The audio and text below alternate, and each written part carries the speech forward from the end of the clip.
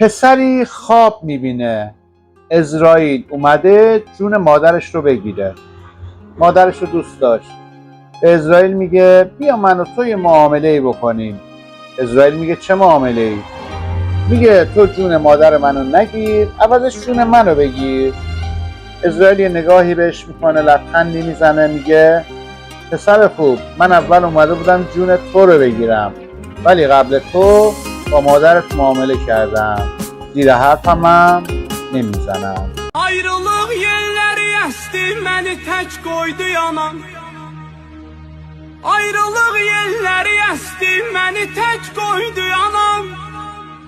Ölümə xeyli tələsdi, məni tək qoydu yanan. Bir məsəl vardı ki, hər dərdə şəfa yolları var. Bir məsəl vardı ki, hər dərdə şəfa yolları var. Əzrail yolları kəsdi, məni tək qoydu yana.